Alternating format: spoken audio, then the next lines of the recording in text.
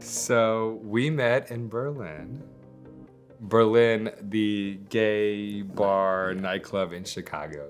He walked through the door, he was holding some other guy's hand. There was, smoke and fog. I was smitten kitten from the get-go, and it worked out. We got engaged in 2020, we got married in 2022. When I was approached about Bravo's Family Karma, I wanted to make sure that I was using it for good because, representation absolutely matters and representation absolutely saves lives. I wish when I was growing up that I would have seen someone in the media that looked like me, that was Indian, that was gay, and that I was confident about. So when we got married on season 3 of Family Karma, it was the first televised gay Indian wedding ever.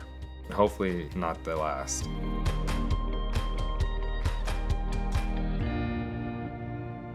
My parents, from the very get-go, said, "We will attend." But I quickly also realized that they were struggling. It was difficult for them to use the word wedding. But when my parents got to the wedding, and they started to see how loved we were, it just changed our entire dynamic. To hear my parents end a phone conversation with, "We love you both," refer to both of us as their children, I didn't imagine that would be possible.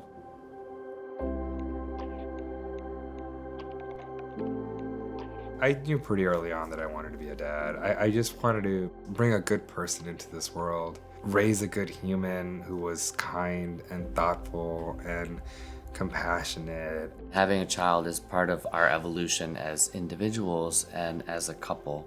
We want to constantly be growing, and we want our family to grow. So at the moment, in our family building journey, we are exploring the surrogacy route.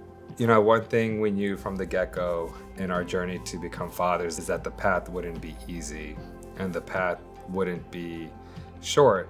So in our heads, we're prepared for somewhat of a protracted period before we hold a baby in our arms.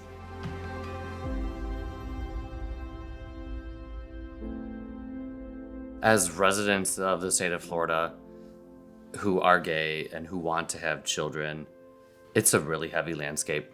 It breaks my heart as a public school teacher to think that in the current climate, I will not teach, nor would we even consider putting a child into the Florida public school system. There's no denying that the Florida government wants to erase our community. We work so hard to bring a child into this world, but if we're still in Florida, we're only bringing a child into this world who's going to be looked at as second class. To think that our taxpayer dollars that we work hard to pay will be used to discriminate against us and our children, it's infuriating. It's tough. I think the easy route is pick up and leave. The harder decision is to stay put and fight in solidarity. People, often talk about this gay agenda.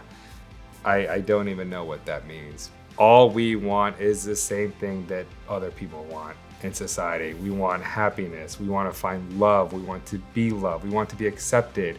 We want to be recognized and understood. All of those things. And if you want to call that the gay agenda, then call it the gay agenda, because that's the only agenda we have.